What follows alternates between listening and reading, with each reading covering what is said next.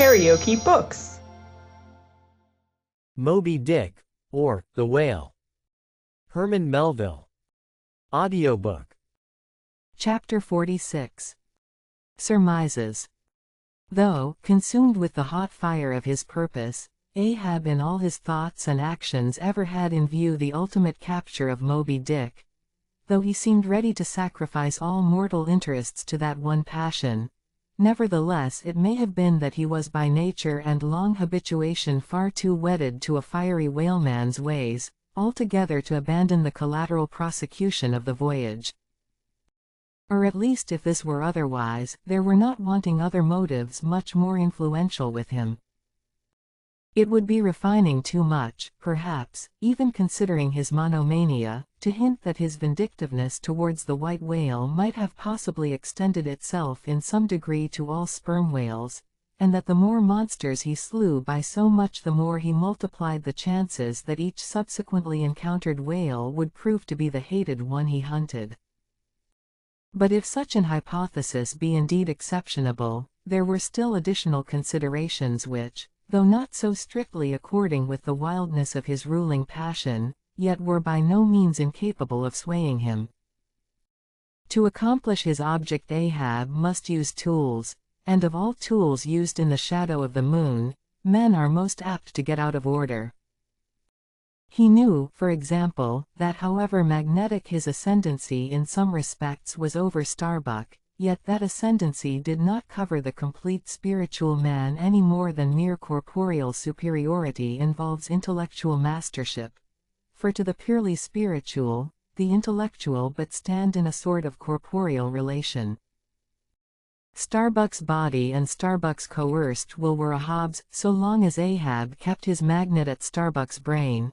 Still he knew that for all this the chief mate, in his soul, abhorred his captain's quest, and could he, would joyfully disintegrate himself from it, or even frustrate it. It might be that a long interval would elapse ere the white whale was seen. During that long interval Starbuck would ever be apt to fall into open relapses of rebellion against his captain's leadership, unless some ordinary, prudential, circumstantial influences were brought to bear upon him. Not only that, but the subtle insanity of Ahab respecting Moby-Dick was no ways more significantly manifested than in his superlative sense and shrewdness in foreseeing that, for the present, the hunt should in some way be stripped of that strange imaginative impiousness which naturally invested it, that the full terror of the voyage must be kept withdrawn into the obscure background, for few men's courage is proof against protracted meditation unrelieved by action, that when they stood their long night watches, his officers and men must have some nearer things to think of than Moby-Dick. For however eagerly and impetuously the savage crew had hailed the announcement of his quest, yet all sailors of all sorts are more or less capricious and unreliable. They live in the varying outer weather, and they inhale its fickleness, and when retained for any object remote and blank in the pursuit, however promissory of life and passion in the end, it is above all things requisite that temporary interests and employments should intervene and hold them healthily suspended for the final dash. Nor was Ahab unmindful of another thing. In times of strong emotion mankind disdain all base considerations, but such times are evanescent.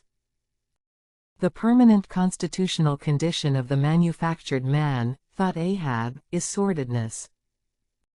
Granting that the white whale fully incites the hearts of this my savage crew, and playing round their savageness even breeds a certain generous knight-errantism in them, still, while for the love of it they give chase to Moby-Dick, they must also have food for their more common, daily appetites. For even the high-lifted and chivalric crusaders of old times were not content to traverse 2,000 miles of land to fight for their holy sepulchre, without committing burglaries, picking pockets, and gaining other pious perquisites by the way. Had they been strictly held to their one final and romantic object, that final and romantic object, too many would have turned from in disgust. I will not strip these men, thought Ahab, of all hopes of cash. They may scorn cash now, But let some months go by, and no prospective promise of it to them, and then this same quiescent cash all at once mutinying in them, this same cash would soon cashier Ahab. Nor was there wanting still another precautionary motive more related to Ahab personally. Having impulsively, it is probable, and perhaps somewhat prematurely revealed the prime but private purpose of the Pequod's voyage, Ahab was now entirely conscious that, in so doing, he had indirectly laid himself open to the unanswerable charge of usurpation, and with perfect impunity, both moral and legal, his crew if so disposed, and to that end competent, could refuse all further obedience to him, and even violently wrest from him the command. From even the barely hinted imputation of usurpation, and the possible consequences of such a suppressed impression gaining ground, Ahab must of course have been most anxious to protect himself.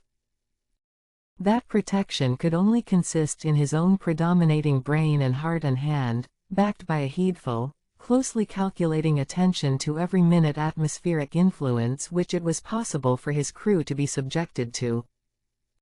For all these reasons then, and others perhaps too analytic to be verbally developed here, Ahab plainly saw that he must still in a good degree continue true to the natural, nominal purpose of the Pequod's voyage, observe all customary usages, and not only that, but force himself to evince all his well-known passionate interest in the general pursuit of his profession.